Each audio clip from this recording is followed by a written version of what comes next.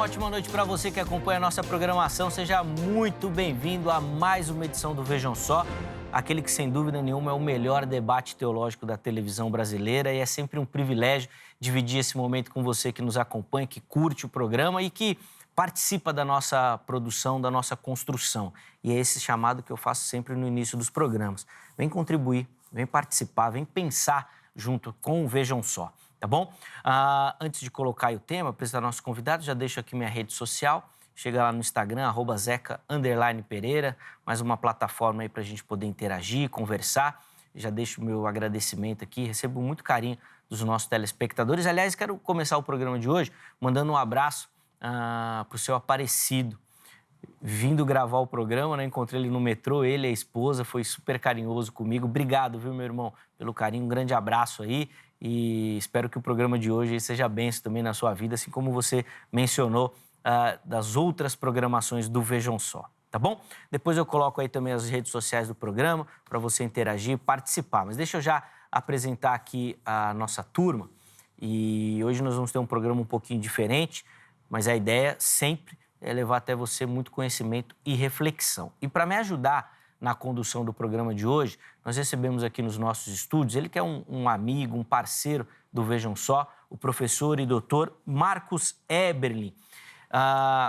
O Eberlin, é até difícil te apresentar, cara, porque se eu fosse ler aqui tudo que a produção colocou, a gente ia acabar o programa e eu não ia terminar. Com todas as qualificações, prêmios e tudo mais. Então, eu vou colocar assim, ó, químico. Pode ser químico, tá, professor? Ótimo. Seja bem-vindo, meu irmão. Um privilégio, Zeca, mais uma vez estar aqui.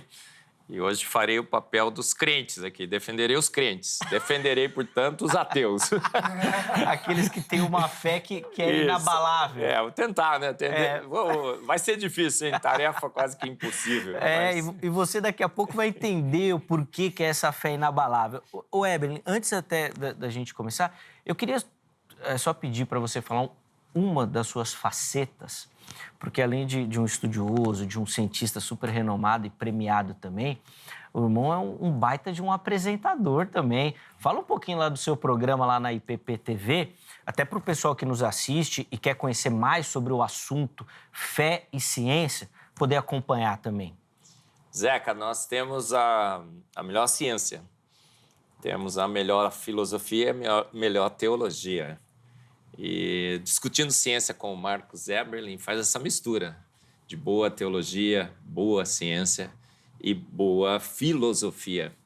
Então, toda quinta-feira, às 7 horas da noite, na IPP TV, você pode nos acompanhar ao vivo. Uhum. E eu digo que eu estou sempre lá, a não ser quando algo me impede de estar, né? Mas você já está treinando um substituto que eu vi lá.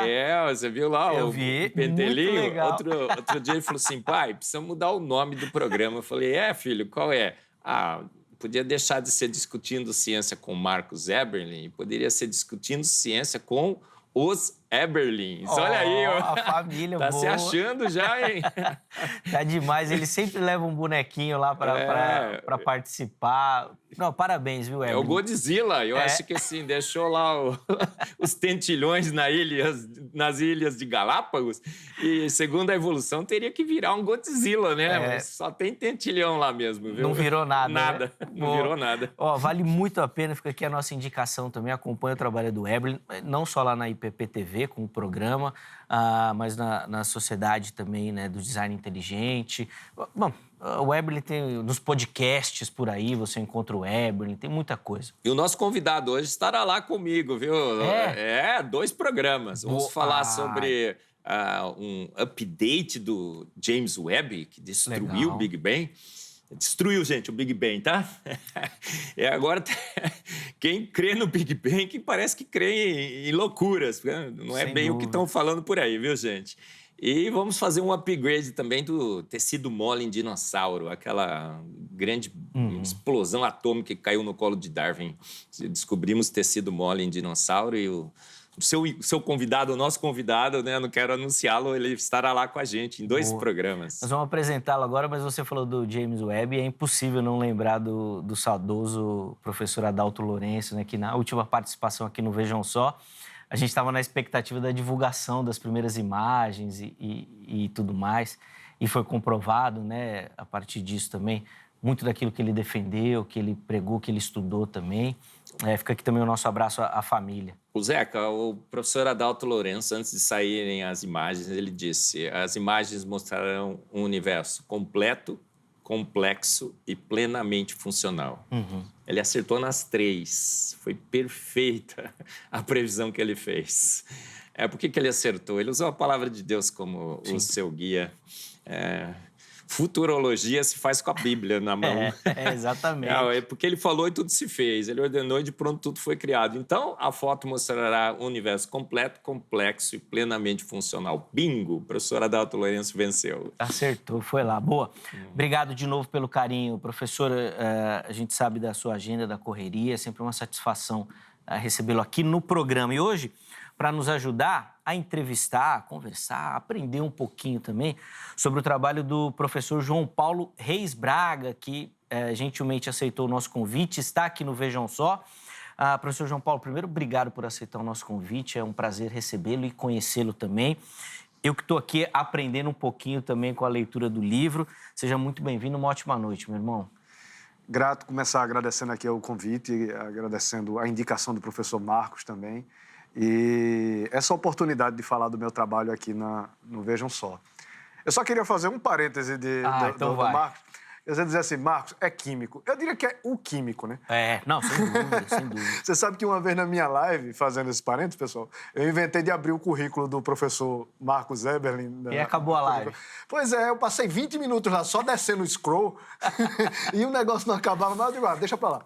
Rapaz, inclusive no seu livro você colocou também algumas, né, das qualificações do professor Eberlin, e uma que mais me chamou a atenção foi a quantidade de pessoas que ele orientou nos doutorados e as citações ao trabalho dele.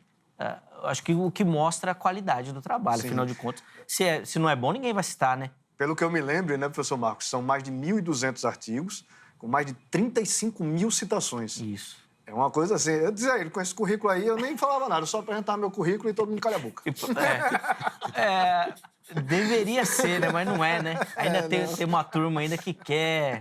Rapaz, mas difícil. aí é chamado argumento da autoridade. Né? Exatamente. Só que mais do que isso, o professor Marcos, além de ter o argumento da autoridade, ele tem a autoridade do argumento. Sim. Ou seja, ele conhece muito do que ele está falando e sabe explicar e sabe os detalhes. E quando entra para a química, e falando nisso, a gente tem um debate agora, próximo dia 30, né? Se você vai ver esse programa depois, vá lá no podcast Três Irmãos, que vai ter um debate lá eu e o professor Marcos, contra 2 ateus lá que acreditam que a vida pode ter surgido espontaneamente. E aí vocês vão ver uns detalhes, assim, impressionantes a respeito da origem da vida. Mas deixa eu me apresentar, né? Eu sou cientista social de formação, sou mestre e doutor em ciências da religião, e a minha área específica de pesquisa e de estudo é o sistema de crença dos ateus. Então, a partir do momento que eu comecei a analisar melhor o que os ateus acreditam, eu comecei a me interessar cada vez mais pelo sistema de crença deles, porque quando eu vi que não era um sistema de crença cientificamente concebível, válido ou sequer lógico, eu comecei a entender como esse sistema de pensamento vai entrando e influenciando dentro da sociedade. E, com isso, eu comecei cada vez mais pesquisas e até fazer meu mestrado nessa área, meu livro, né? Sim, A Fé dos Ateus. Vou mostrar aqui. É a dissertação do meu mestrado, ou seja, passou por uma banca, ela passou por 3 professores e um co-orientador. Foi muito elogiado o trabalho, mesmo eu criticando o tempo todo o evolucionismo e o darwinismo. Então, ele foi tão bem embasado que os professores aceitaram e elogiaram o trabalho. Tanto que ele tem umas 20 páginas só de referência bibliográfica. Então, praticamente tudo que vocês vão encontrar nesse livro tem a referência bibliográfica, tem as menções, citações, os artigos e tudo mais para as pessoas mesmo conferirem. E, com isso, eu entrei em contato com o professor Marcos Eberlin, né? Ele me convidou para fazer parte da Sociedade Brasileira do Design Inteligente. E tivemos aquele grande debate, que foi considerado o debate do século, né? Eu, o professor Marcos e o saudoso e querido professor Adalto Lourenço enfrentamos o Pirula, o Sacani e o Felipe Jaime. E, a partir dali, eu comecei a ser conhecido. E o professor Marcos já era muito conhecido. E eu criei um canal, o canal se chama O Polímata João Paulo Reis. Você pode botar O Polímata ou só João Paulo Reis, e vocês vão me encontrar nesse canal. E tudo que eu trago aqui no livro, eu também trago lá no canal, e muito mais, né? Lá a gente fala das descobertas do James Webb, a gente fala de Eva mitocondrial, a gente fala de um monte de coisa, de química, de geologia. Então, as pessoas que querem entender melhor a ciência da criação, como Deus criou, como existem provas científicas de toda essa criação que foi feita e que está ao nosso redor, elas podem ir no canal. Boa. Inclusive, os contatos, né, do professor, né, o canal, Instagram, tudo já apareceu aí para você também. Você pode acessar. Professor João Paulo, assim, ó, eu sou um apaixonado pelos sotaques brasileiros. E o irmão já ganha muito já no sotaque. Mas que delícia de ouvir, assim, sabe? É incrível. A gente fala cantando, né? É muito bom. E o material também é incrível, tá? Então, fica aqui a nossa indicação também, vou mostrar aqui de novo. Bom, primeiro que é um trabalho editorial muito bem feito, tá bom? Qualidade, tá? Incrível. Então, você vai ter um material e, obviamente, muita qualidade dentro também, com a pesquisa que foi apresentada e toda a ideia defendida pelo professor João Paulo. E nós vamos conversar um pouquinho sobre o livro e, obviamente, outros detalhes também sobre essa questão da fé dos ateus. E para, obviamente, ser um anfitrião muito educado, professor Eberle, eu vou deixar o irmão começar aí com a pergunta aí, já que você vai ser o ateu da vez aqui, ou o cheio de fé, né? Sim, sim. Vamos lá, por favor. João Paulo, dizem que nós temos uma fé sem alicerce na razão. Que a gente crê que um ser todo-poderoso criou o universo. Que a Terra é jovem. Olha que absurdo, né, João? E que o James Webb detonou com o Big Bang. Mas, por outro lado, eles creem que urso nadando de boca aberta virou baleia, não é? Que dinossauro virou galinha, virou canário. Quem é que tem mais fé, João? Quem corre atrás dos dados e mostra claramente que fomos feitos prontos, uma terra jovem, ou quem crê que o nada pegou o nada, por nada e para nada fez o tudo, que lenta, gradual e sucessivamente, processos naturais não guiados formaram toda essa complexidade de vida que nós temos por aí. Quem tem mais fé, João? Os crentes ou os ateus? Olha, a fé ela pode ser entendida de várias formas, mas se a gente entender a fé como uma crença, uma confiança em algo que você não precisa de provas, então, com toda a certeza, quem tem mais fé é os ateus. E, assim, muito mais. É de matar de inveja qualquer crente a fé que o ateu tem em tudo. E veja, tem duas frases que eu acho maravilhosas, super famosas, né? Que é do Norman Glaser, que ele tem um livro chamado Eu Não Tenho Fé Suficiente para Ser Ateu, e onde ele vai explicando como os ateus precisam de muito mais fé do que aqueles que acreditam num Criador, em Deus. E tem uma outra também de um pensador e escritor inglês do século, eu acho que é 19, Chesterton. É bastante famoso, né? Muito. E Chesterton, ele tem umas frases com ateu, ele adorava tirar onda com ateu. E ele tem umas frases maravilhosas. O que seria dos ateus se não fosse Deus?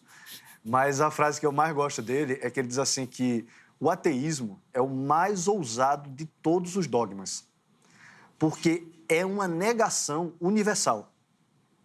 Porque para onde você olha, você vê elementos muito claros de construção, seja no universo, seja na matéria, na própria estrutura da matéria, no átomo, como ele se compõe, seja na biologia. E na biologia é inegável o Criador. É inegável, seja no básico do básico da vida, até a complexidade e as multiformas que a gente vê. Um exemplo muito claro veio com 2 meses atrás, aproximadamente, 2 ou 3 meses atrás, saiu um artigo na Scientific Reports, que é uma das principais revistas de ciência do mundo, uma das maiores de fatores de impacto, é do mesmo grupo Nature. E nessa revista, o título é O DNA é um computador quântico perfeito. O DNA é um computador quântico perfeito. Ele mostra, em 40 páginas, os autores, o professor de física quântica, inclusive do México, da Universidade do México, mostra em 40 páginas como o DNA foi construído e pensado do ponto de vista quântico, para que as informações corram de uma forma incrivelmente rápida e todo aquele trabalho de maquinaria que está produzindo proteínas, está produzindo membranas, está produzindo toda a estrutura que faz os organismos possa funcionar. Então, você imaginar, no século XVII existia aquele William Paley, e aí ele elaborou o famoso argumento do relojoeiro. Então, se você está andando num local, numa floresta, e encontra um relógio, é óbvio que aquele relógio é prova do design, não foi a natureza que fez aquele relógio. Isso já é um aperfeiçoamento de argumentos que foram usados por Aristóteles, Platão e tudo mais. E o Paley trouxe para o chamado argumento do relojoeiro.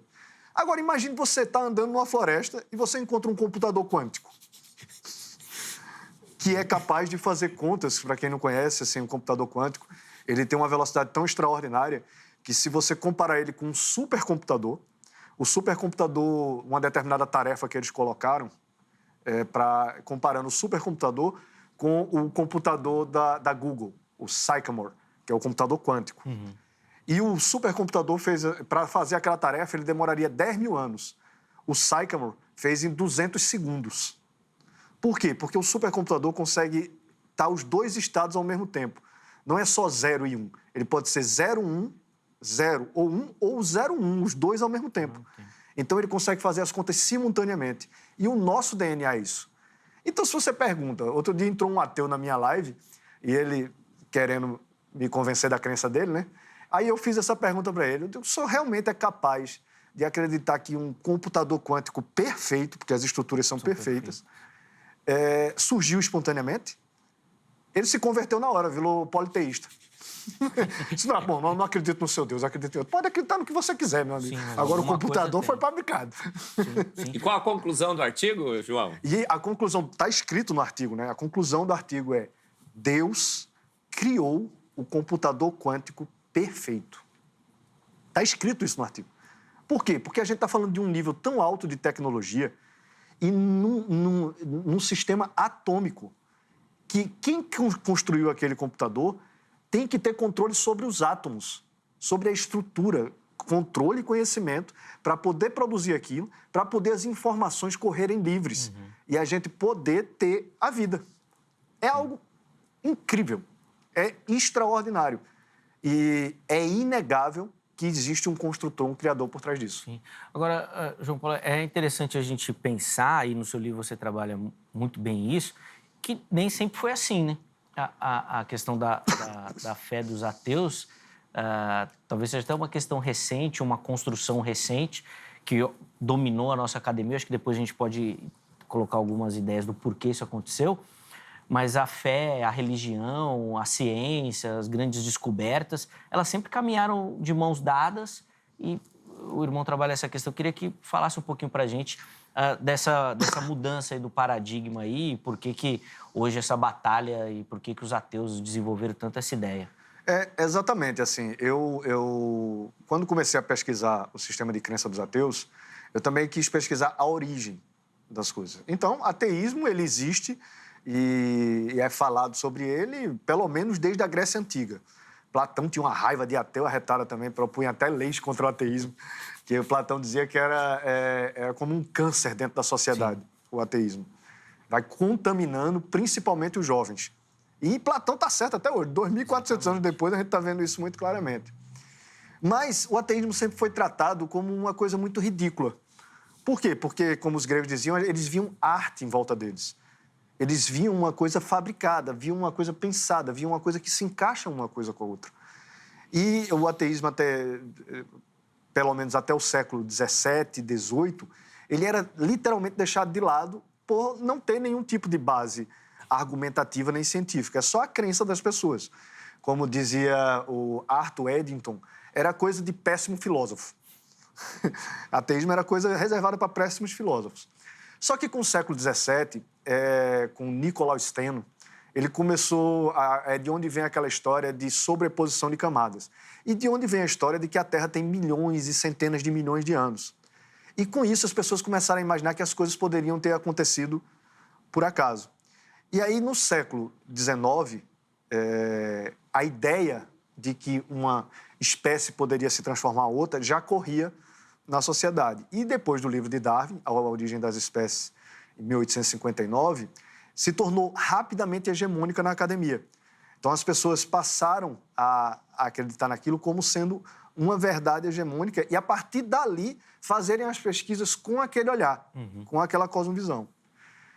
E, com isso, o paradigma evolucionista foi ganhando espaço. Só que também houve um clube de membros, porque Darwin, ele publicou as ideias dele, mas ele não defendia publicamente as ideias dele. Ele era muito recluso. Ele tinha até problemas de emocionais e tudo mais, então ele era muito recluso. Quem vai defender a ideia dele é um cara chamado Thomas H. Huxley, que depois ficou conhecido como Bulldog de Darwin. Esse Huxley vai elaborar os principais currículos de biologia da Inglaterra, que depois são passados para a Europa. E tudo na base do darwinismo. Só que a seara era grande, né? E aí o Huxley chamou outros 8 ateus, conhecidos ateus e agnósticos. Quem inventa o termo agnóstico, inclusive, é Huxley.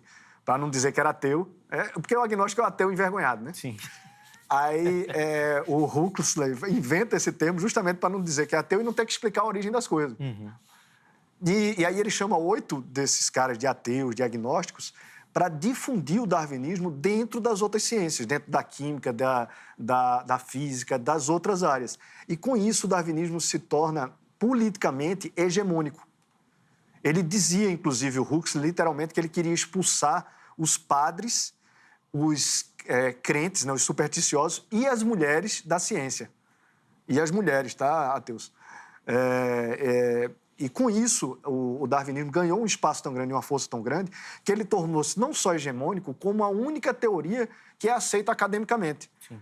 Porém, eu falo isso no meu livro, ainda no século XIX, apenas 6 anos depois de Darwin publicar A Origem das Espécies, Mendel publica o famoso trabalho dele sobre hibridização de plantas. E nisso ele descobre as 3 leis da genética. E o trabalho de Mendel é todo voltado para negar a evolução que estava sendo proposta por Darwin. Tanto que Mendel, se vocês forem no artigo de Mendel que ele descobre as leis da genética, as leis da genética, não é teoria, descobre como funciona a hereditariedade. E no final do artigo ele diz que existe um limite de variabilidade, ou seja, de adaptações, de variabilidade dentro do código genético, que não pode ser ultrapassado. É o que hoje na ciência a gente conhece como acervo, pool ou fundo genético. É um limite máximo. E, por isso, é preciso mutações para poder transformar aquilo em outros códigos. Só que mutações apenas estragam a mensagem que foi colocada. Ela jamais vai criar uma família nova. Porque a gente confunde muito, a gente fala muito de espécie, né? É uma espécie diferente da outra.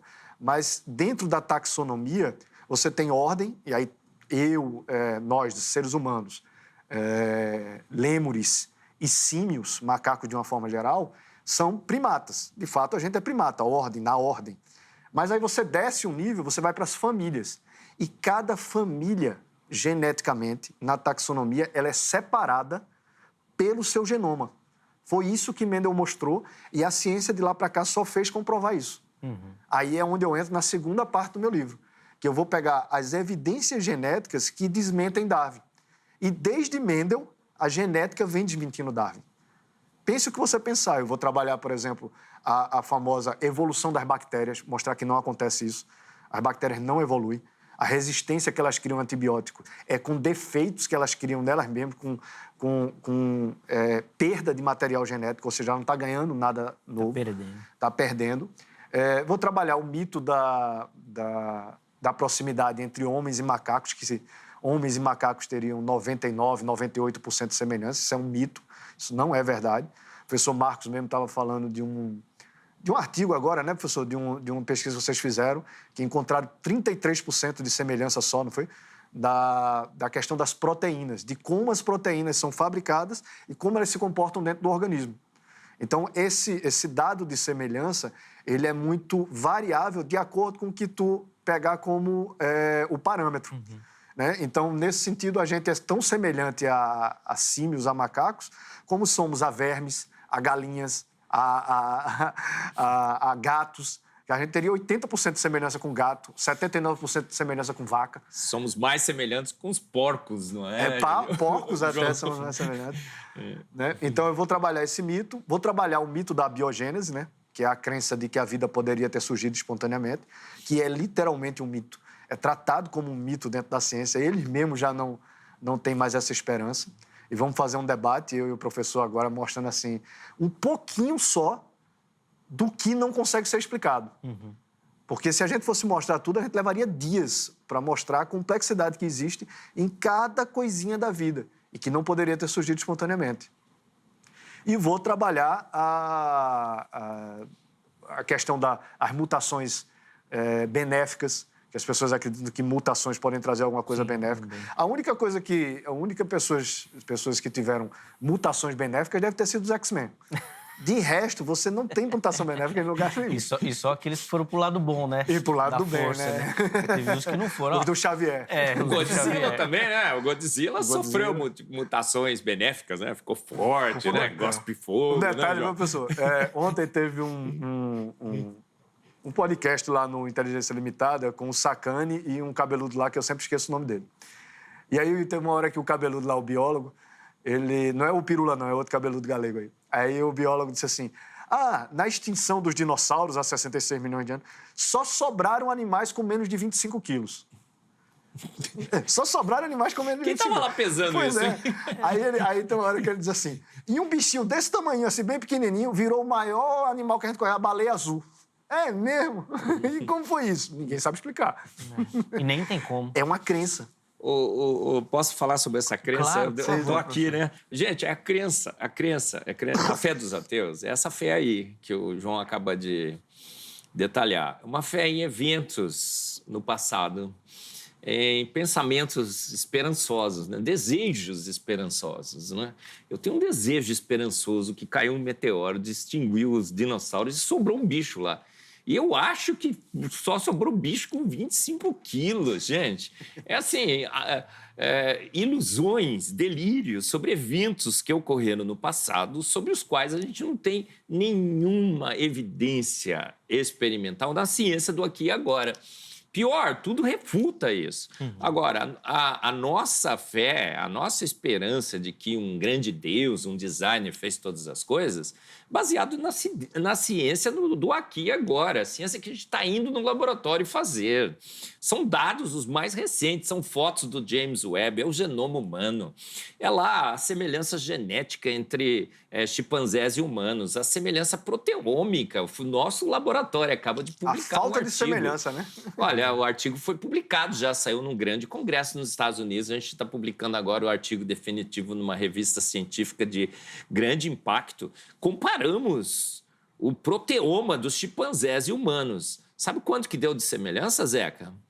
Só 33%. Nós somos 2/3 aproximadamente diferentes dos chimpanzés em proteína, em genoma. E como que, então, nós vamos imaginar que um evento no passado, aquele desejo esperançoso, tinha lá um ancestral símio comum que se dividiu em chimpanzés e humanos, só passaram-se 6 milhões de anos, porque 6 milhões de anos numa escala evolutiva é um piscar de olhos, e agora a gente tem dois seres totalmente diferentes.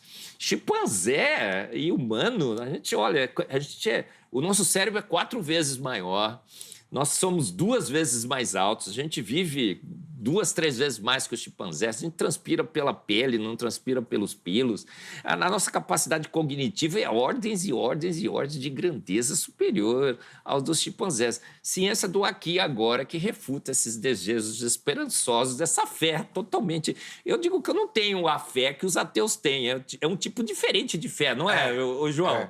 É uma fé totalmente irracional. A gente pode dizer que a fé Na verdade, ou é uma fé enganosa, porque, por exemplo, os ateus podem viver de ver esses divulgadores científicos de internet. Disso, né? E aí os divulgadores científicos dizem, não, a vida pode surgir em qualquer lugar, está brotando vida em qualquer lugar. Olha, a evolução está acontecendo. O macaco chamou o filhinho dele e ensinou como bater uma pedra e quebrar uma casca de um negócio, sabe? Aí, a evolução... Vai demorar quantos milhões de anos até ele fazer um pegador de roupa? Né?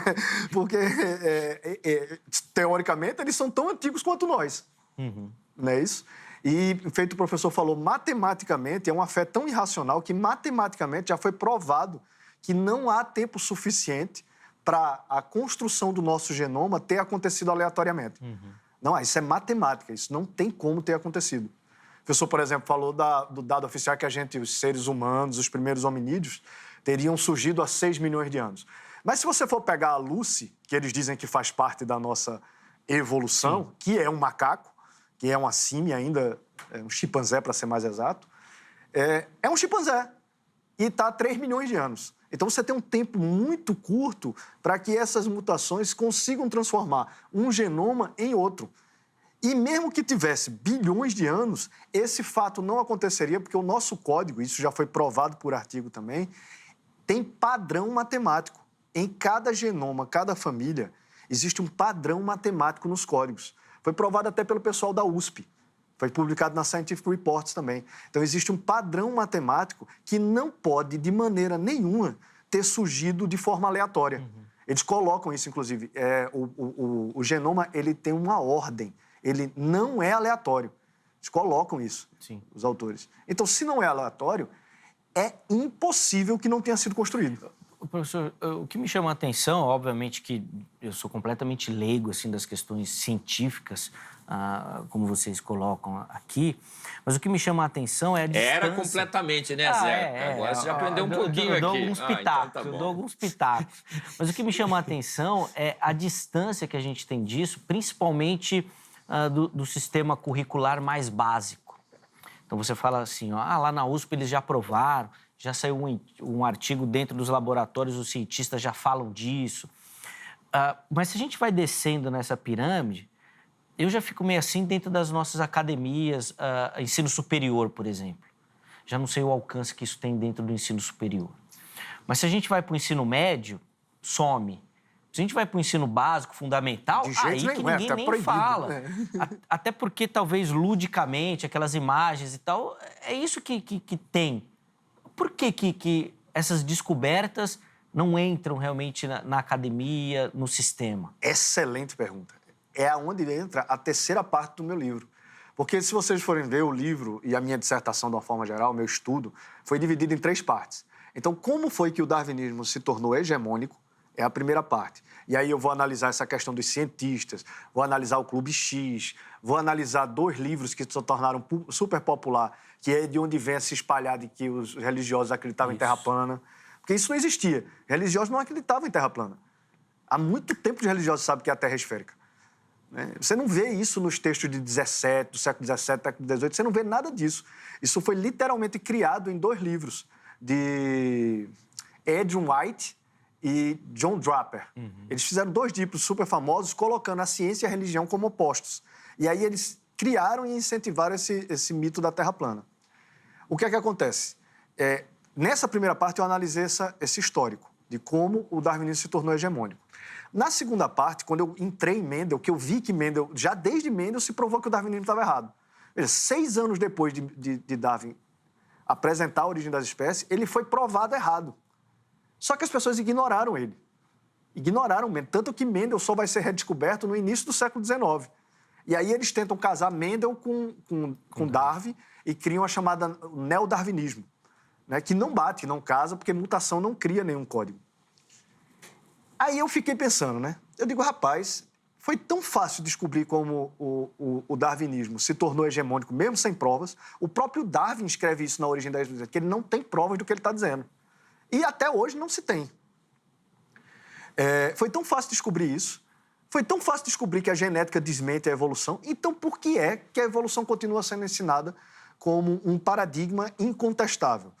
Dentro da academia, você não pode nem contestar a evolução, porque você é automaticamente classificado como louco. Né? E eu não tinha resposta para isso. Quando eu entrei, e eu fiz meu projeto de mestrado em cima disso, dessas 2 primeiras partes, como o darwinismo se estabeleceu e como a genética desmente o darwinismo. Mas quando eu entrei no curso de mestrado, o professor me apresentou Michel Foucault.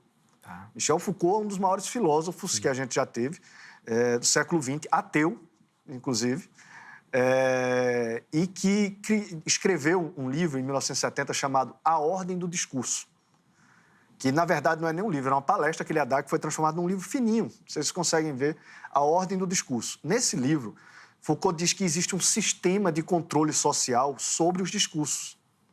E que esse sistema ele tem 4 mecanismos principais. O primeiro é a segregação à loucura. É dizer que aquilo que as pessoas estão falando, diferente do paradigma, diferente do discurso padrão, é um discurso de louco. Então, ele pode falar, mas é considerado maluco. Isso acontece direto comigo, com o professor Marcos, com qualquer pessoa que discorde do evolucionismo, automaticamente é classificada como maluco. As pessoas não querem nem saber qual é o argumento que você está colocando. Então, Foucault coloca isso como um sistema de controle.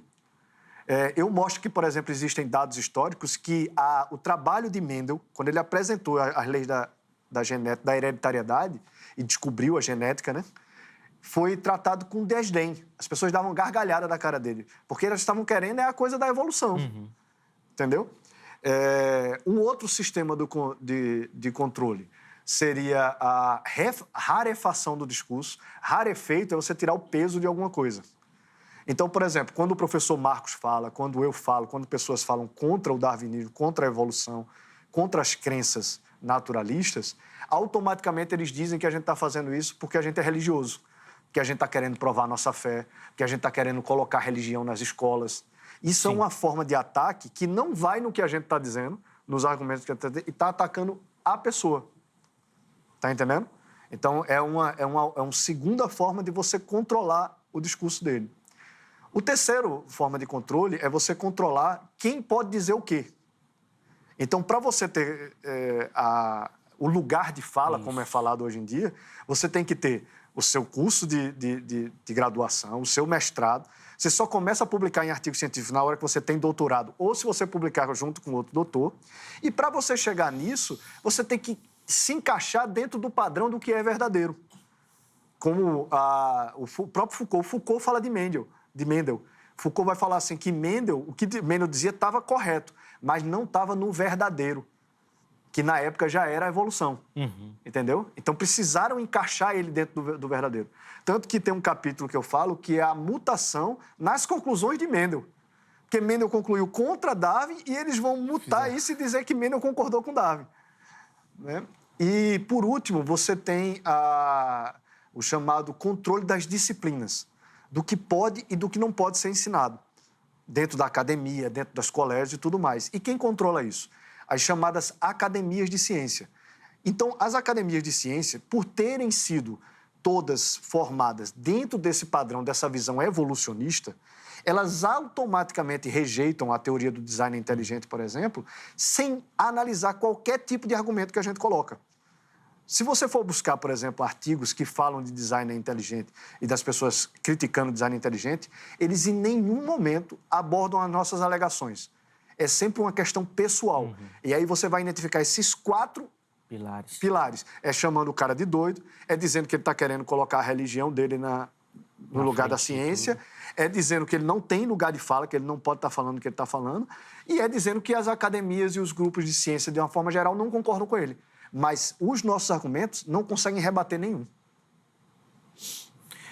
Aperta esse homem aí. Olha, hoje o Evelyn deve ter algum argumento do laboratório que aperta ele. Defender a evolução, você não precisa nem ter doutorado, não é, João? Não é Exato. Assim? Se você se encaixa dentro do chamado discurso verdadeiro, né, que Foucault fala, da evolução, você não precisa ter nada. Você não precisa ter artigo, você não precisa ter prova, você não precisa ter evidência, você não precisa ver isso no dia a dia. Você se forma em geologia, trabalha numa plataforma de petróleo e vai falar sobre a origem da vida e o final da vida. Exatamente. Você diz que tem 2 doutorados, você vai olhar lá, não acha doutorado nenhum, não é? Exatamente. E defende. Você nem é graduado ainda e defende a evolução, não é assim? Exatamente. E diz que está falando em nome da ciência. E está falando em ciência. Está falando em nome da ciência. Você tem o maior canal de ciência do YouTube e fala sobre tudo, não é? Apesar de você só saber um pouco de geologia, não é assim? É isso que nós estamos vivendo hoje, ô Zeca. Nesse debate eu vou dar uns pitacos nessa área. É a involução dos defensores da evolução. O que está evoluindo são os defensores da evolução. E o que está evoluindo são os defensores do design inteligente. A gente vê cada vez mais gente preparada, gente com doutorado, gente que estuda, que milita na ciência, gente que faz experimentos nos seus próprios laboratórios. grandes defensores do design inteligente pelo mundo, cada vez se preparando mais, estudando mais, né? O João acaba de terminar o doutorado dele, então vou fazer uma proposta para ele fazer um pós-doc aqui comigo. Ei, João, topa? Olha aí, acabamos de... Tirando o frio de São Paulo, tá tranquilo. Rapaz, olha, acabo de ter um pós-doc, o novo pós-doc. Topa mesmo, João? Aperta a mão aqui, então. Vamos lá assim, ó. Aí, olha. Novo pós-doc. Rapaz, olha gente, só. E aí, assim, olha, gente que se prepara, que estuda, sim, que milita, que vai para um debate, fica lá a semana inteira procurando os artigos científicos, os mais dados, os dados mais atuais. Enquanto que do outro lado o cara pega um artigo assim, né, João? Fala, olha, esse artigo aqui está dizendo isso. Você vai ler o artigo, não tá.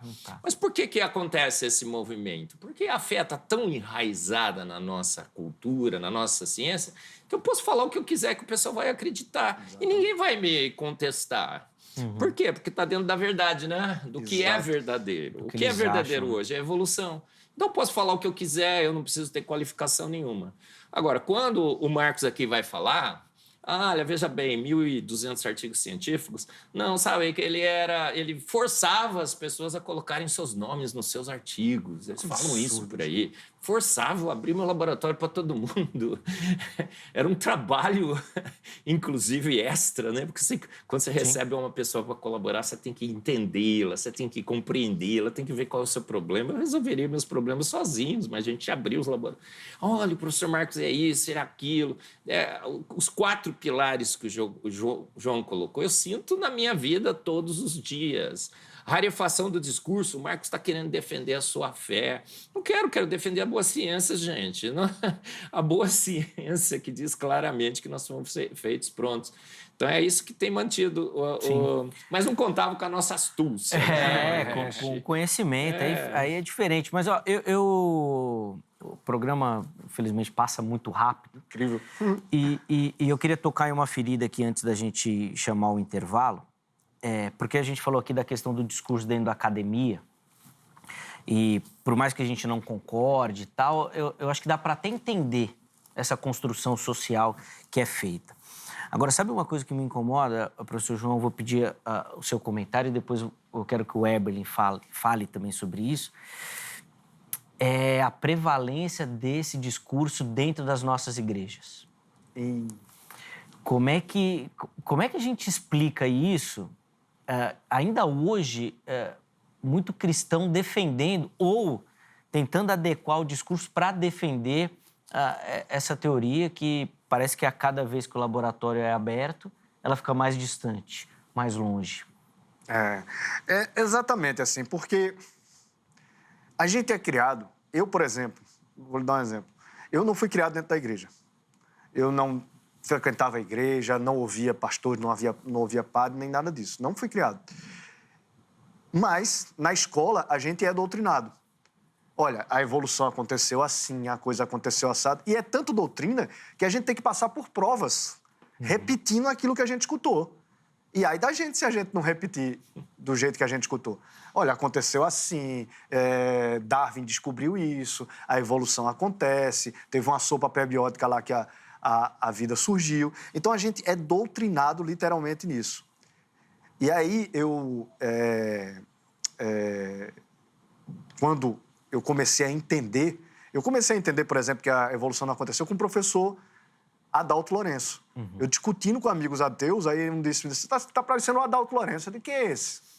Aí, quando eu vi o primeiro vídeo do Adalto Lourenço, e isso eu estava só defendendo a questão da origem da vida, que não tinha explicação nenhuma. E acreditando na evolução ainda.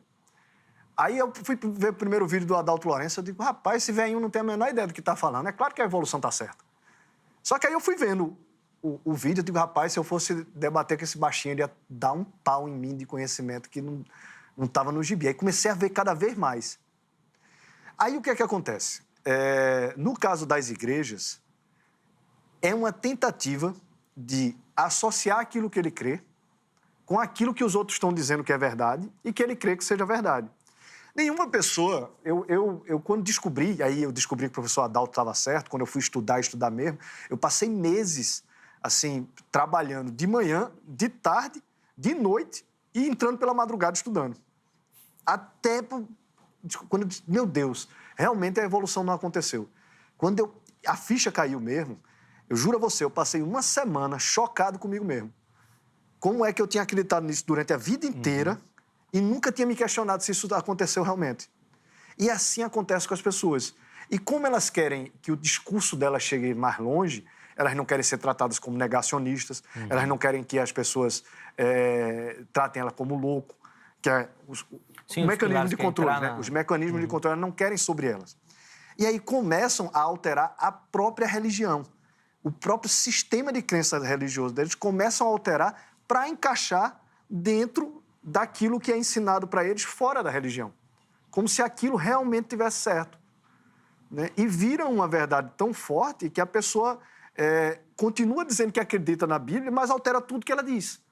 Por exemplo, a pessoa acreditar que Deus criou as coisas em bilhões de anos. Que Deus levou bilhões de anos para criar as coisas. Por que Deus faria isso? Ou o Criador? Alguém que tem a capacidade de criar o universo, que tem a capacidade de criar a matéria, por que ele esperaria bilhões de anos para fazê-lo? Sem contar que isso é um problema dentro da própria física, porque bilhões de anos as coisas já teriam desgastado, a energia já teria se dissipado. Então, esse tipo de alteração das igrejas e do próprio texto bíblico, às vezes, que é feito, e dos próprios ensinos religiosos, contamina literalmente o pensamento das pessoas. As pessoas olham para trás e não conseguem entender por que Deus levou bilhões de anos para fazer isso. Por que Deus fez isso? Por que Deus fez os dinossauros há não sei quantos milhões de anos, que é para a gente não conhecer? Quando ela começa a perceber que isso não existe, que isso é uma narrativa, ela começa a entender melhor a própria criação de Deus. E isso reforça todo o sistema de crença delas. Eu me tornei muito mais religioso no sentido de crer no que Deus fez, nas palavras, nas coisas que são colocadas na Bíblia e até em outros textos sagrados. Eu comecei a crer muito mais naquilo na hora que eu comecei a entender a ciência. Quando eu compreendo, por exemplo, que a vida não há a menor possibilidade, vejam, não há a menor possibilidade da vida não ter sido criada. Quem diz que a vida não foi criada só pode ser 3 coisas. Ou não tem o menor conhecimento do que está falando, ou é desonesto, tem algum conhecimento, mas é desonesto, ou é doido. Ou a junção dos 3, né? Porque não existe a menor possibilidade. Então, eu entendo que a vida foi criada. Eu sou criatura. Automaticamente entendo o Criador e toda a história que vem com isso. Sim. Isso muda a forma de pensar. Porque quando a gente começa a querer encaixar o texto bíblico dentro dessas narrativas evolucionistas e tudo mais, Deus vira uma opção filosófica. Eu posso acreditar em Deus ou posso não acreditar. Tá. Entendeu? Mas quando a gente vai para a ciência, Deus é uma certeza absoluta. Ou pelo menos que nós somos criaturas. Sim. É uma absoluta certeza. Então você não tem nem para... Eu não teria nem condições de ser ateu. Mesmo que eu quisesse ser ateu hoje, eu não teria condições. Pela crença, né? Ô, Éber, você já foi alvo muito dos evolucionistas, o pessoal gostava de bater, mas agora parece que tem gente também de dentro que quer ficar batendo em você também. Por que a igreja é tão fechada com essa questão também, Éber? O que acontece? Primeiro eu queria colocar aqui a emoção que eu sinto de ver e ouvir o João Paulo Reis falar, porque é um discípulo do Adalto Lourenço, olha só. É uma semente que caiu no solo fértil, não é, João? Defendendo a Bíblia, a palavra de Deus ali. Olha, veja só, João, sensacional, gostei demais. Adalto não morreu, ele está vivo nos seus discípulos. Olha, Zeca, o que acontece? Quando você se desvia da verdade, você assume um compromisso e você fica falando que aquilo lá é mais lei do que a lei da gravidade, que todos os astrofísicos estão com você. O que acontece? O ser humano ele tem uma tendência, né, muito peculiar. Ele não gosta de admitir que errou, não é? E quando ele percebe que ele errou e tem que admitir, ele não gosta, o que ele faz? Ele chuta a canela. A gente faz isso, não faz? Sim. A primeira reação, acho que é um direito universal, de espernear. Então, tem muito crente esperneando por aí, gente. Tem muito crente esperneando por aí, porque perdeu. Adalto Lourenço venceu. A gente sabe hoje que o Big Bang não teve papel nenhum na história do universo, aquele lento, gradual e sucessivo. Alguns astrofísicos cristãos se deixaram levar por essa ladainha, quebraram a cara, não foi? E muitos astrofísicos cristãos que nunca dobraram seu joelho estão certos. E o que tem que acontecer? Pessoal, seja humilde o suficiente para reconhecer que perdeu. E que a Bíblia venceu mais uma vez, que a verdade venceu mais uma vez, a ciência venceu mais uma vez. A ciência, a boa ciência, a ciência da cosmologia, da química, da física, está comprovando cada vez mais que um grande Deus nos fez a sua imagem e semelhança. Fez pronto, né, João? Não faz sentido nenhum filosófico e teológico acreditar que um Deus possa ser o Deus do devagarinho, né? Deus do devagarinho, que Deus é esse? A Bíblia não fala de Deus do devagarinho. Eu nunca vi Deus devagarinho fazendo as coisas, né? Lázaro, sai para fora. Lázaro, pá, saiu. Haja vinho, pum, houve vinho. Não foi? Pare o céu, pum, o sol parou no céu, a lua também. Ele manda e acontece. É o cara do Bamerindos, né? A gente que faz, e faz bem feito. E o João deu um testemunho sensacional aqui sobre esse Deus, que esse Deus ele é uma obrigatoriedade. Eu tenho falado isso também. A gente está obrigado a crer em Deus. Obrigado a crer que ele fez rapidinho, instantaneamente. Eu não tenho como não crer nele. Teria que fazer um suicídio de racionalidade, de lógica e de ciência em ser ateu hoje. Por isso que eles estão tão desesperados, né? Estão chutando a nossa canela, né? Falando, desqualificando seus adversários. A gente vê os vídeos por aí, né? Tentando esses 4 pontos que o João muito bem... rarefação do discurso, somos loucos. A loucura... A Bíblia já dizia, né, que a verdade da palavra de Deus é loucura para os homens, né? Para os homens, mas para quem estuda, quem cada vez mais se informa, né? Doutores em ciência da religião. Vai fazer pós-doc agora em química, tá bom, João? O que é que você acha? Química da vida, vamos fazer? Vamos. Olha, o João vai fazer agora pós-doc em origem da vida. É gente que estuda, gente que labuta na ciência, sabe claramente que Deus é uma obrigatoriedade, a primeira causa não causada. O Pirula, ô João, posso falar? Pode fazer Pode. O Pirula, outro dia, que ele disse que ele acha que tudo foi causado. Inclusive até a primeira causa. A primeira causa não causada. Para com isso, gente. Pirula e filosofia, meu amigo. Até a primeira causa não causada foi causada. Tudo foi causado. Se tudo foi causado, a gente não deveria estar observando nada, porque a gente teria uma sequência infinita de causas e efeitos. Sequências infinitas de causas e efeitos não podem ser observadas. Por quê? Porque você precisaria de um tempo infinito para estar observando o efeito. E um número infinito de eventos para o efeito final estar sendo observado aqui, né? O último efeito. E nem tem lógica, porque alguma coisa tem que ser sempre existindo. Sequências infinitas de causas e efeitos, Pirula, elas são inacessíveis. Então, a primeira causa não causada, atemporal, eterna, toda... poderosa, fora do espaço e tempo. O rapaz que vai debater com a gente lá, né, que o João carinhosamente chama de Toinho, outro dia ele perguntou assim para um cara num debate: onde estava Deus quando ele criou o universo? Oh, que pergunta! No mesmo lugar daquela partícula. Cara. Onde que ele estava quando ele criou o universo? O espaço é criado com o universo. Ele estava, obviamente, fora do espaço. A Bíblia diz que ele estava no terceiro céu, né? Sim, numa dimensão dele. que ele só habita. Quando Deus criou o universo? Cara, quando Deus criou o universo, Deus criou o tempo com o universo. Obviamente, ele é atemporal, ele está fora dessa dimensão do tempo. Quem criou Deus? Quem criou a primeira causa não causada? Que pergunta infantil. É como perguntar qual é a cor do escuro, qual o som do silêncio.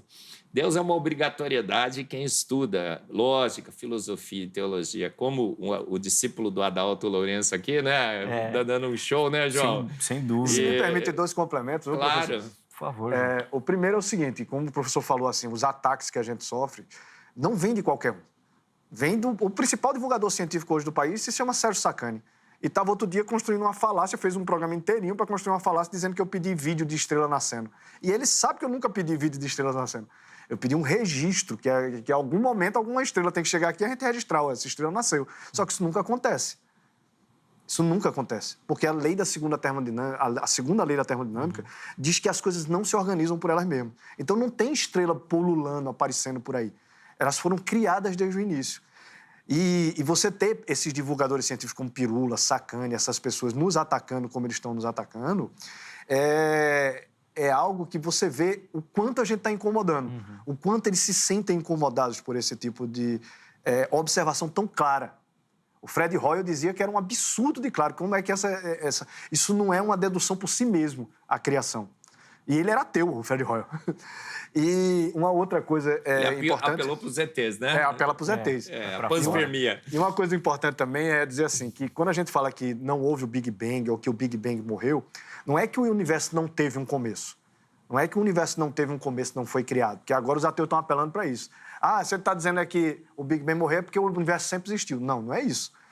O Big Bang é uma teoria que diz que tudo estava concentrado num único ponto, que é o que Lemaitre vai chamar de átomo primordial. E desse ponto se expandiu e daí todo o universo. Só que o que a gente vê dentro da astrofísica, dos estudos, é que não pode ter tido concentrado tudo em um determinado ponto em momento nenhum. Porque, inclusive, a direção das galáxias, elas têm radiais diferentes. Elas não estão tudo para o mesmo ponto. Não estão convergindo para o mesmo ponto. Não estão convergindo para o mesmo ponto. Se você regride um movimento, muito claro. Né? Se você regride, uma galáxia vai lá para onde? Onde é que ela foi? Tá entendendo? Então, quando a gente está falando do Big Bang, a gente está falando que ele não foi criado nem nesse processo devagarinho, nem esteve tudo concentrado num único ponto. Deus criou as galáxias, ou o Criador, de uma forma geral, porque a gente fala Deus, os ateus já dói, né? Sim. Mas, assim, o Criador, de uma forma geral, ele criou as galáxias e as estruturas que a gente vê no universo já em locais separados, até porque não dá para criar tudo num único ponto. E dali ele se expande. E é essa expansão que a gente vê essas distâncias. Que, na verdade, para mim, nem são reais essas distâncias de bilhões de anos-luz. O pior é que eu creio no Big Bang, viu, Zeca? Deus disse, haja universo. E houve um bang. E esse bang foi bem big. Foi. Ele criou o universo teve início, só que ele criou pronto. E ele está envelhecendo esse universo há uns 6.000 anos. Praticamente, o tempo que passou não deu para mudar a aparência do universo. A foto do James Webb, o James Webb Deep Field, e a foto que a gente tira do universo hoje, praticamente igual, as distribuições de galáxias, né?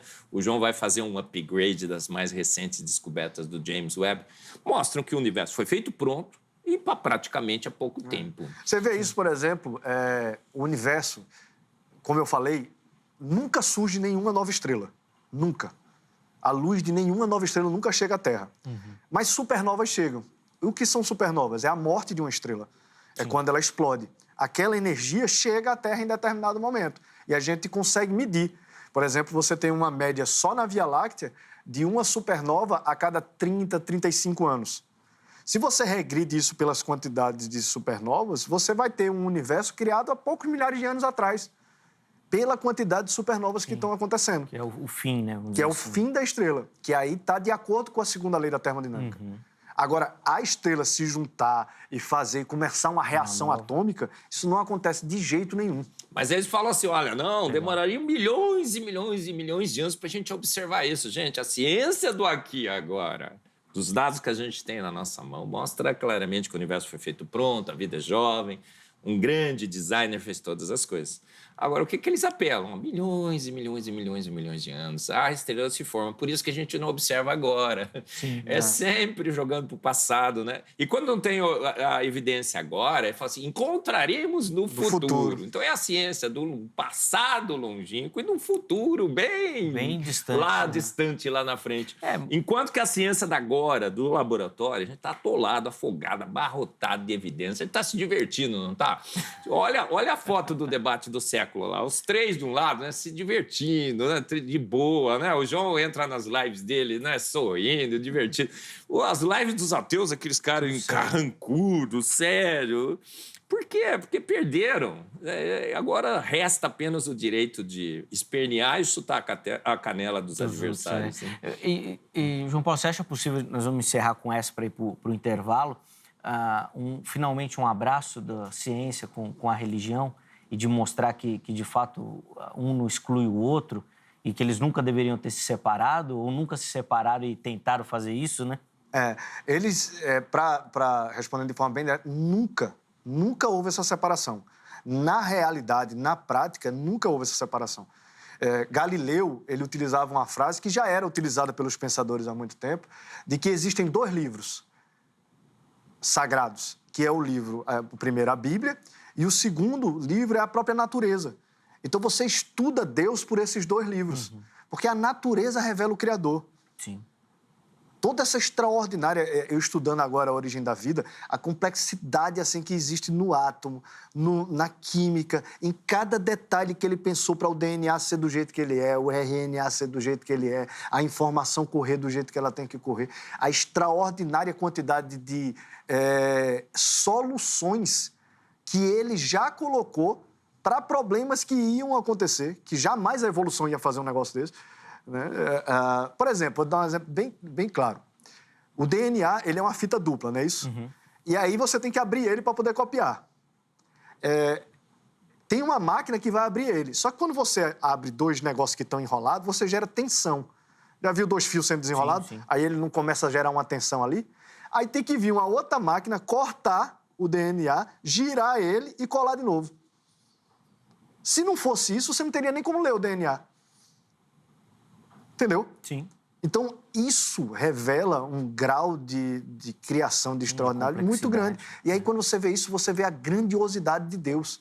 Você vê realmente a grandiosidade de Deus. Quem fala que esse negócio que Deus poderia ter criado pela evolução é porque não entende o grau de complexidade que existe nos mínimos dos mínimos dos mínimos detalhes. E é muito complexo. E é muito belo estudar isso. Eu mesmo, assim, eu era do cara do fundão. Sabe do fundão da turma, que só quer saber de jogar bolinha, não sei o quê? Eu nem me preocupava muito de estudar. Quando eu comecei a entender o design inteligente, quando eu comecei a entender que a coisa foi criada, isso me deu muito mais estímulo de estudar. Eu fico, feito o professor diz, é uma alegria para mim. Eu me sinto assim... Eu descobri coisas químicas agora estudando para a origem da vida, que era como um deleite para mim. Meu Deus, que inteligência, que coisa extraordinária. Como foi que ele pensou nisso, né? É porque é Deus, né? Sim. A gente é que é um abestalhado. Como é que... Do detalhe de como a coisa se configura, sabe? É muito lindo isso. Muito lindo. Ó, nós vamos precisar ir pro intervalo. Ele é rápido. No próximo bloco, que é mais curtinho, mas dá tempo aqui das considerações, das nossas conclusões, tá bom? 2 recadinhos antes do intervalo. Primeiro, o telefone da Agrade. Academia Teológica da Graça de Deus, parceira aqui do Vejam Só, quer estudar teologia, quer se aprofundar nos conhecimentos das Escrituras Sagradas, a nossa indicação é a Agrade. Código 11 3115-0819. 3115-0819. Além disso, todas as redes sociais da HIT aí para você também, poder conhecer a nossa programação, o nosso conteúdo, muita coisa bacana aí preparada para você e para toda a sua família. Intervalo rápido, Vejam Só vai, mas na sequência nós já estaremos de volta.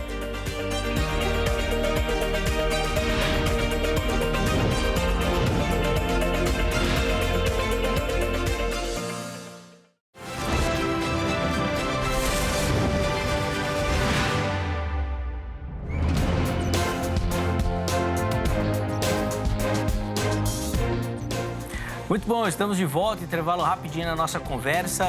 Hoje falando sobre a fé dos ateus, recebendo aqui nos nossos estúdios o professor João Paulo, o professor Marcos Eberlin, uma daquelas conversas memoráveis aí, um daqueles programas que vai ficar para a história do Vejam Só. Infelizmente esse bloco é muito curto, meus amigos, então nós vamos encerrar com algumas considerações finais e eu queria também que vocês deixassem uma mensagem aí para quem da fé e está começando na caminhada científica aí para poder permanecer firme nesse propósito. Vou começar com o João, o professor Marcos encerra aqui com a mensagem, porque, professor João, eu quero já deixar aqui, além do meu agradecimento, o meu apoio a essa realização aí do pós-doc, tá? Porque daí você vai estar mais perto aqui do Vejam Só, vai estar mais em São Paulo, vai vir mais vezes aqui nos agraciar com a sua presença, com o seu conhecimento também. Então, Eberlin, dá uma força mesmo pro menino lá, hein? Pode deixar. Porque, além de tudo, vai ajudar o Vejam Só também, que nós vamos ter sempre uma pessoa muito capacitada aqui de novo. Obrigado e fique à vontade de ir para as considerações finais, meu irmão. Vou começar agradecendo demais pelo convite, assim, esse tipo de oportunidade.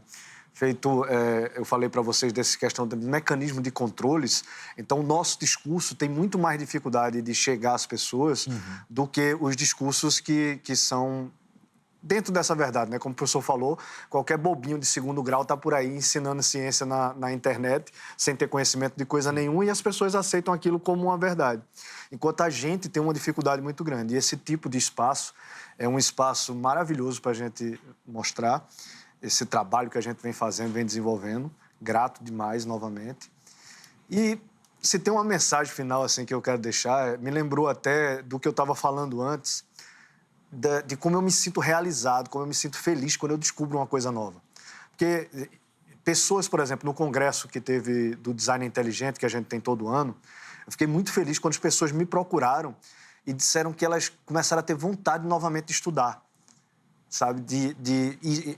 Conhecer o design inteligente, conhecer as coisas que eu, o professor Marcos, o professor Adalto mostra, e tantas outras pessoas de design inteligente mostram, conhecer isso fez as pessoas terem mais vontade de estudar, de conhecer Deus, de conhecer as coisas, de descobrir como é que Deus fez as coisas. E isso é um sentimento maravilhoso que cresce dentro da gente. A gente tem uma sede cada vez maior de estudar quando a gente vê que esse livro foi escrito de forma inteligente. Foi escrito por um ser extraordinário que nos criou. Então, a gente se reconhecer como criatura é importante. E a gente buscar nosso Criador é mais importante ainda. Sim. E como a gente consegue fazer isso? Consegue através da nossa religião, que é a religação, né? A religação da criatura com o Criador, e com a ciência. Eu vejo Deus na ciência, eu vejo Deus literalmente no que eu estou estudando, na beleza do que eu estou estudando. Então, se vocês duvidam do que a gente falou aqui, do que a gente trouxe, tudo, estudem.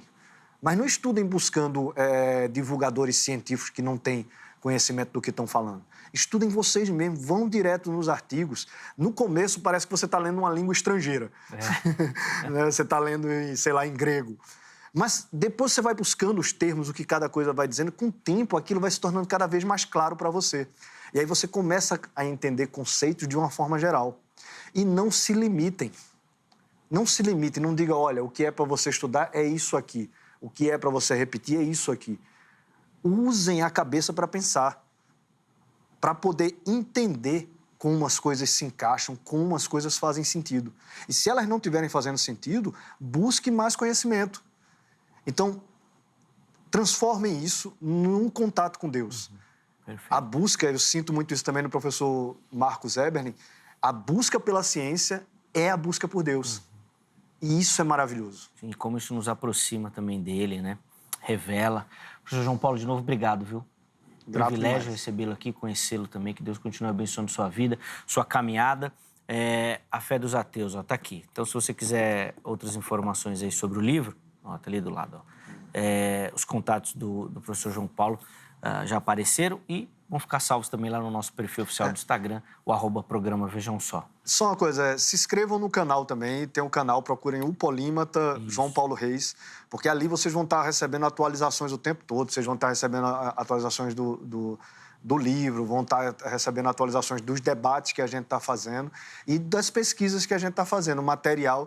Toda semana eu nem trago muitos vídeos, porque eu uso o meu tempo mais para estudar do que para estar produzindo vídeo, corte, essas coisas. Então vocês vão ver muito conhecimento sendo trazido tanto no meu canal, quanto no canal do professor Marcos Eberlin. E quero aproveitar só, se você me permite, Claro, também por favor. fazer uma propaganda do canal do Sérgio Lutzer. Coloquem Sérgio, Lutzer, Lutzer. E esse cara tem um canal muito bom chamado Verdade Nua e Crua. E ele traz uns vídeos muito legais também. Tem poucos vídeos ainda, que é uma pessoa que não está se dedicando especificamente só a isso, mas tem poucos vídeos, mas cada vídeo dele é muito rico de conhecimento. Boa, fica aí a indicação também. De novo, obrigado, viu, meu irmão, pelo carinho. Eberlin, te agradecer demais aí de novo aí pela parceria. Por espremer essa agenda aí, que é incrível, e colocar um pouquinho do Vejam Só também. Obrigado, meu irmão. Privilégio imenso, e principalmente acompanhando o João Paulo, uma estrela aí que surge. Essa estrela está nascendo. Defendendo o design inteligente. Olha, eu queria terminar dizendo assim, olha, Davi, quando viu Golias, era um gigante. Eu acho que a evolução é um gigante hoje, que zomba de Deus. E a gente vê claramente que Davi se propõe a a combater aquele gigante porque zombava de Deus. Ele falou assim, zombando de Deus, então vou lá. E o que Davi tinha nas suas mãos? Uma funda cheia de pedras. As pedras são as evidências científicas que nós temos. Estamos carregados de pedra, gente. Munição pesadíssima, pesadíssima. A gente gira, né, nessa funda assim, né, João? E pá, pá, pá, pá. E a pedra atrás de pedra, gente. A gente tem uma pedreira de munição, de grandes evidências científicas. E o gigante está caído no chão. E a gente está chegando e, cortando o pescoço, gente. A gente está, cortando o pescoço, como vai ser no debate, não é? Sexta-feira, se prepare. Cortando o pescoço. Do gigante, brutal. Não dos ateus, né? Que a gente tem que ter compaixão. Mas desse gigante que é a evolução. A evolução é um desastre para a nossa sociedade. Corrompeu nossos valores e princípios. Sim. Como um cristão pode ser um evolucionista? Do Big Bang a Darwin. Não pode. É uma desgraça. O evolucionismo é uma desgraça. Torna Deus o devagarinho, Deus da tentativa e erro. Então, a gente, cortando o pescoço desse gigante, né, João? Estamos prontos com muita munição. E você também pode estar pronto. Assista os nossos vídeos, os canais. O nosso discurso tem sido rarefeito, mas a gente está aqui no Vejam Só, veja Sim. bem, né? A gente não está lá naquele outro, né, discutindo a origem, o final da vida, mas estamos aqui com boa ciência, com boa teologia, boa filosofia, não Vejam Só, esse programa magnífico. Vai atingir as pessoas certas, porque Deus tem um propósito em todas as coisas. Sem dúvida, e essa é sempre a nossa oração e a nossa certeza que esse trabalho o Espírito Santo realiza, alcançando mentes e corações e de fato, transformando. O que a gente faz aqui é abrir espaço para esses homens de Deus que têm feito boa ciência, que têm pesquisado, e eu acho que é o que mais chama a atenção, principalmente de quem não é da área científica, a quantidade de evidências que a própria ciência mostra e comprova e como isso nos aproxima cada vez mais de Deus. Professor Eberlin, muito obrigado pelo carinho, conte sempre aqui com o Vejam Só, sempre um privilégio aprender com o irmão. E para você que nos acompanhou, muito obrigado. É sempre um prazer levar até você conhecimento, reflexão, em muitos casos provocação também, mas a ideia é que você pense, tá bom? Um forte abraço. Amanhã, se Deus permitir, nós estaremos de volta com mais um Vejam Só. Até lá.